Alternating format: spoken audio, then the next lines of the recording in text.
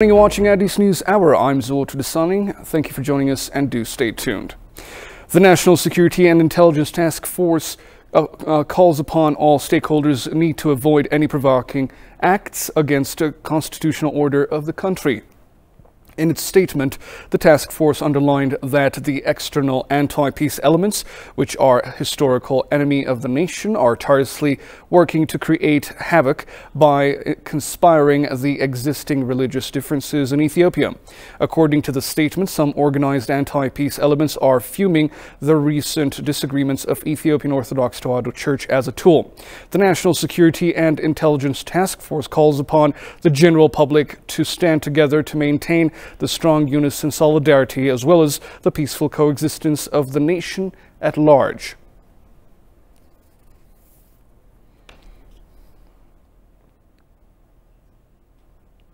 Prime Minister Abiy Ahmed held discussions with senior government officials this afternoon on current affairs of the country. It is to be recalled that the Premier and his delegation have returned to Addis Ababa the previous day, concluding a successful European working visit.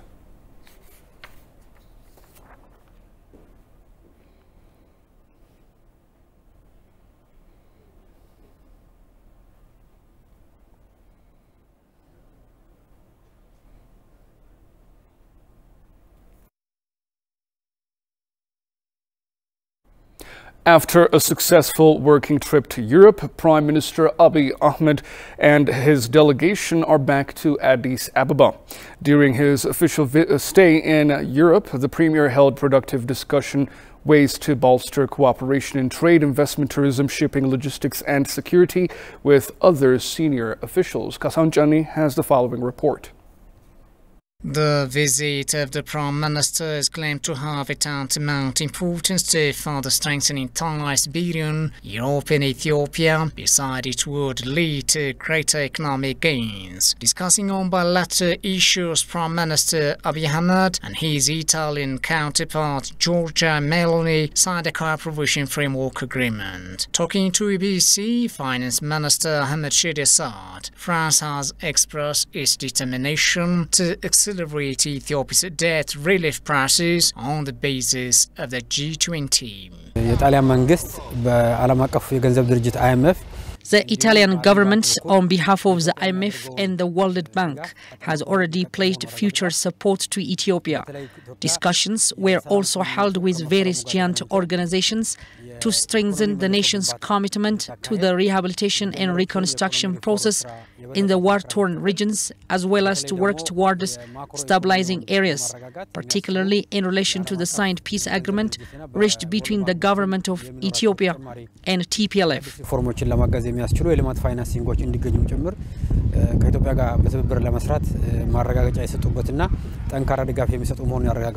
Government Communication Service Minister Legesse Tulu also said the delegation led by the Premier to Europe was very productive to take good lessons in a field of multilateral cooperation.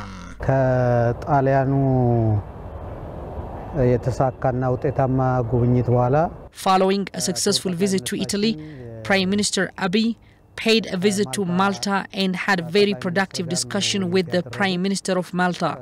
The discussion largely focused on how to boost bilateral relations between the two countries. Ethiopia is ready to take good lessons from Malta's experience, particularly in tourism, logistics and maritime transport, among others.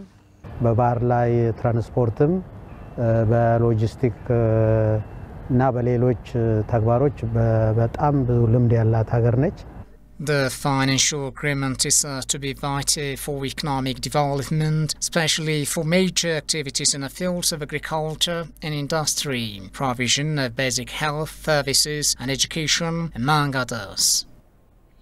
Prime Minister Abiy Ahmed and his delegation have returned to Addis Ababa after completing a successful tour in Europe.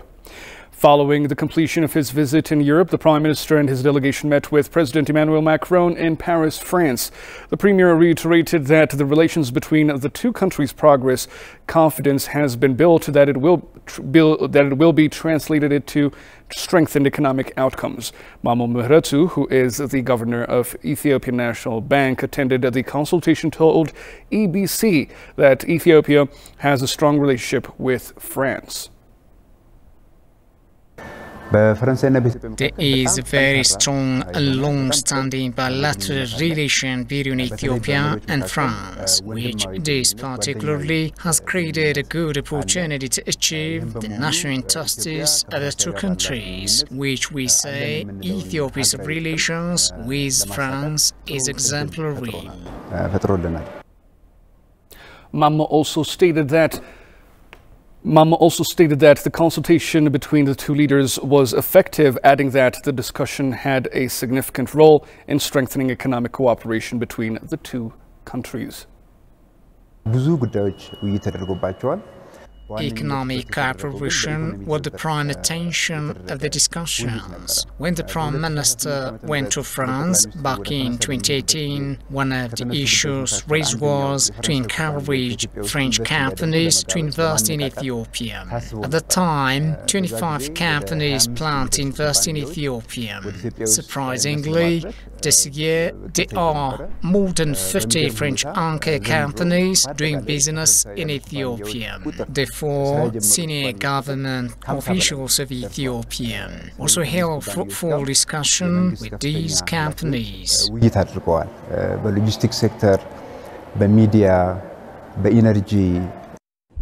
The foreign ministers of Germany and France have expressed keenness to reinforce bilateral ties of their respective countries with both ministers of France and Germany. They have great concern. The Ethiopian Prime Minister Abiy Ahmed leaves no stones unturned. Prime Minister Abiy Ahmed and First Lady Zinash Tayacho hosted a Christmas luncheon for in laboratories in Tanzania and Nairobi. And Yellen's travels, according to PBS News Hour, will take her from business incubators for entrepreneurs in Senegal. Today, we welcomed the newly appointed Chinese Foreign Minister, King Gang. It's a unique and spectacular ceremony that must be preserved. And the people are coming and showing their interest about how to celebrate Epiphany.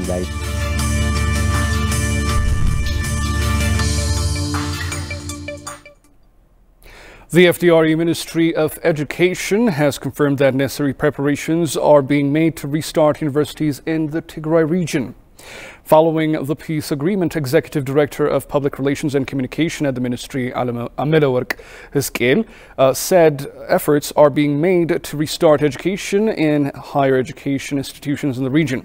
Hence, first a team of experts and then a 5-member management team went to higher education institutions in the region to conduct a damage survey. The delegates stated that they consulted with the officials of Mekelle, Aksum, Adigrat and Raya universities on the conditions to return to work immediately. Amelowork also confirmed that the universities have reached an agreement with the Ministry of Education on how they will be put to work in the future.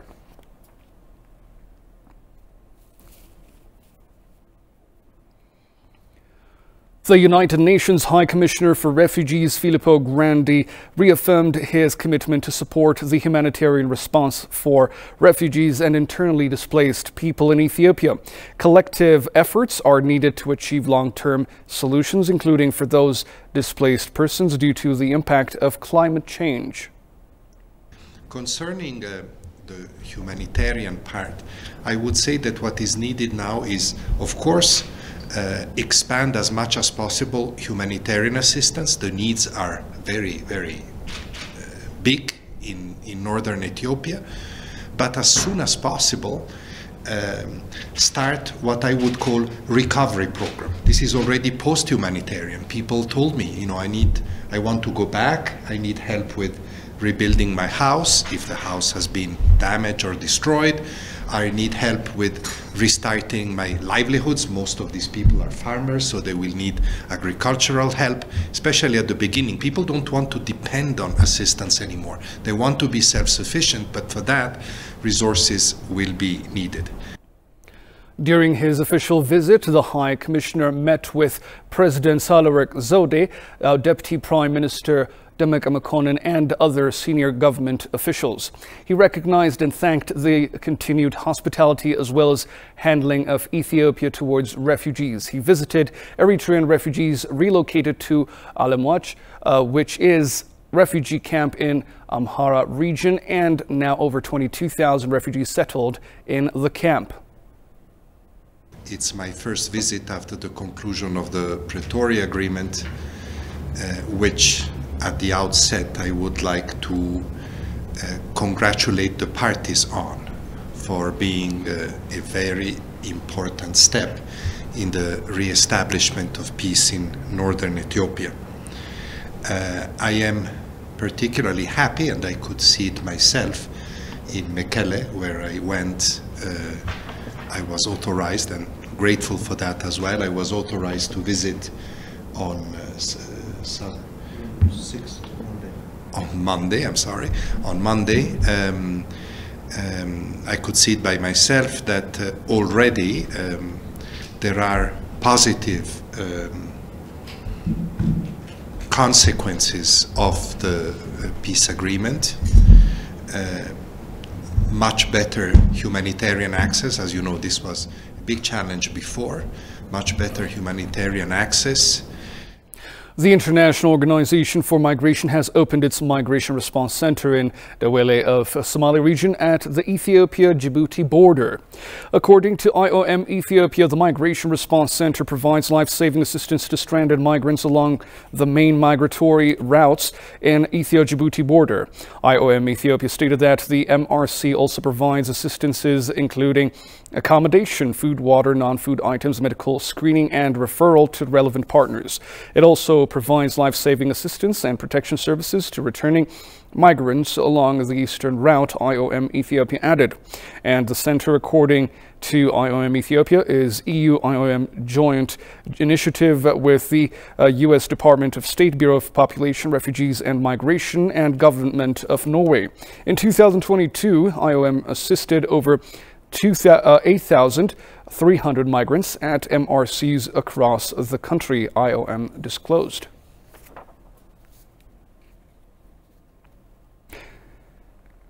On top of the multiple factors unjust economic global order can be cause which spoils the peace and security issues across Africa. Approached by ETV board chairperson for Inter-African Group, Komelacho Danyi, reiterated that the African Union has taken a number of measures to enhance the peace and security issues. Sugasoni has the following account. Take a look. Talking to ETV board chairperson of the Inter-African Group, Komelacho Danyi, indicated that because of increasing resistance and challenges of authoritarianism, desired results in bringing smooth democratic transition has not been made in Africa. There have been quite encouraging cases in the past whereby we saw African countries transiting to more or less established or stable democracies. You can mention the case of Ghana, South Africa, Namibia, Botswana, and the like. However, this democratic transition could not really go at the desired pace because of increasing resistance and challenges of authoritarianism in different parts of Africa, whether you go to West Africa, Central Africa, East Africa, even North Africa, even in the case of relatively advanced African countries in the North as well. We have seen that challenge of autocracy coming up time and again, even in countries where we had previously relatively developed democratic culture, like in Tunisia, for instance. We have seen, dangerous reversals towards authoritarianism. He also stressed that on top of multiple factors, unjust economic global order can be cause which spoils the peace and security complications across the continent. In terms of the underlying cause, I think in many cases it could be attributed to poverty on the one hand. On the other hand, it could also be at some level related to the unjust economic order, globally speaking, and the desire by the different actors globally, the powerful actors, to unduly advance their interests at the expense of the African public. Gomelacho also reiterated that the African Union has taken a number of promising measures to enhance the peace and security issues in the continent. The AU, as I've said, has taken a number of measures at the normative level. It has taken a number of measures at the institutional level in terms of trying to provide a more robust kind of institutional infrastructure, as I've said, the different networks. Not just those particularly working on peace and security, but also on larger governance issues like the African governance architecture, for instance. And then in the long term as well, AU has also believed that regional integration, economic and social, political integration as well will contribute towards ensuring sustainable peace and security. So you could see the African Free and Common Market Trade Agreement, AfCFTA, in that angle as well. He further added that following the signed peace agreement between the federal government of Ethiopia and TPLF, the AU has been quite fruitful when it comes to bringing lasting peace in the northern parts of Ethiopia. There are instances where the peace efforts led by the African Union have become quite fruitful. You can take the case of Ethiopia, for instance. The AU-led peace initiative has shown remarkable results. Basically, especially the sober and wise kind of approach taken by the African Union in terms of handling the conflict in Ethiopia has clearly generated quite useful results, which could be lessons for other conflicts as well. The Food and Agriculture Organization of the United Nations, FAO, reaffirmed that it will continue to support Ethiopia's agriculture sector.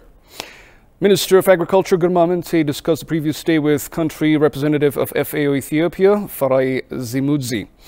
During the discussion, the two dignitaries have reached an agreement to continue working in cooperation on mutual issues. In his meeting with the UN officials, the Agriculture Minister appreciated FAO's commitment to support the Ethiopian agricultural sector, indicating the issues that require support from partners.